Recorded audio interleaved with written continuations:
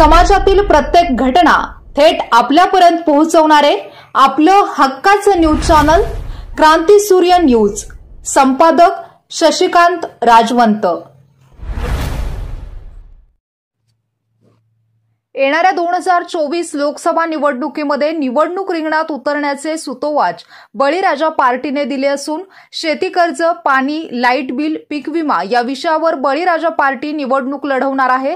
त्याबाबत त्यांची तयारी सुरू झाली असून काही उमेदवारांच्या नावाबाबत पार्टीच्या पदाधिकारी यांच्यामध्ये चर्चा सुरू असून सांगली लोकसभा निवडणुकीसाठी बळीराजा पार्टी कोणाच्या नावाला पसंती देणार याबाबत जिल्ह्यातील मतदारांना उत्सुकता लागली आहे।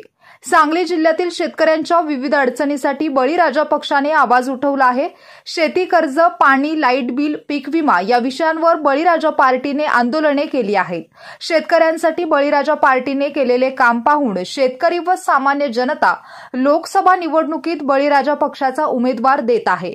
सामान्य व गरीब कुटुंबातील सक्षम उमेदवार बळीराजा पक्षाच्या वतीने लोकसभेच्या मैदानात उतरविण्याची तयारी केली आहे। सध्या बळीराजा पक्षाकडून लोकसभा निवडणुकीची तयारी चालू असल्याची माहिती बळीराजा पार्टीचे पश्चिम महाराष्ट्र प्रभारी आनंदराव नालगे पाटील यांनी दिली आहे।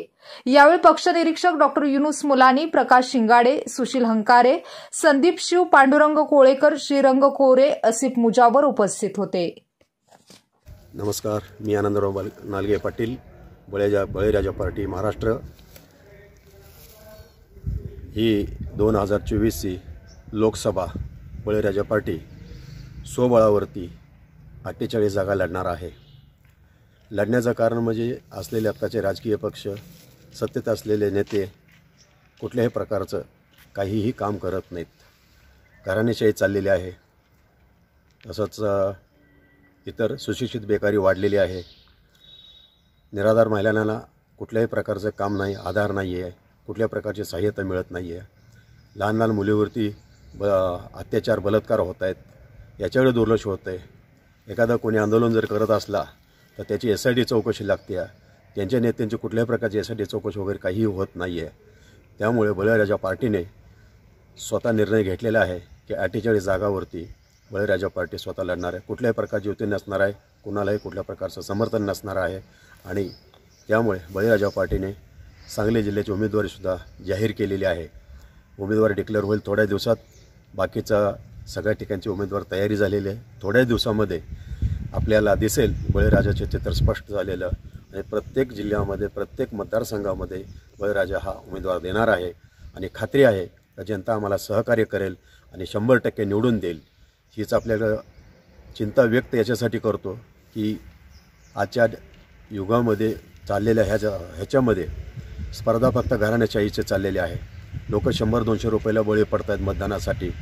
8-10 दिवस मटण खावा भेटते, दारू प्यायला भेटते, पण कुठल्याही प्रकारचं काहीही होत नाही। परत 5 वर्ष त्या नेत्याच्या दरवाजासमोर कामासाठी लाईन लावून बसायला लागते। कुठल्याही प्रकारचं कामं होत नाहीत। हकालपट्टी केली जाते।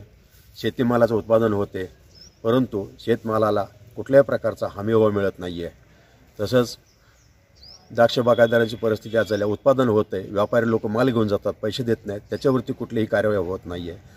ऊसाच्या ह्याचा साखर कारखानदारांची परिस्थिती अशी झालेली आहे की वजन काटामारी भरपूर चाललेली आहे। शेतात उत्पादन खूप होतं, पण त्याचा योग्य मोबदला त्यांना मिळत नाही, दर मिळत नाही। बाकी राज्यामध्ये पाहायला गेलं तर शेताच्या ऊसाला 4,000-4,500 रुपये प्रति टन दर आहे।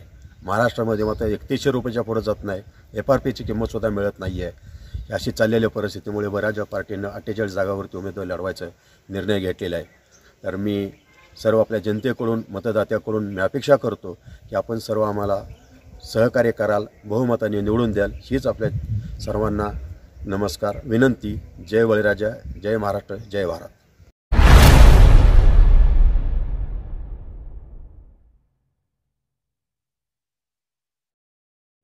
क्रांती सूर्य न्यूज। संपादक शशिकांत राजवंत। सबस्क्राइब करा,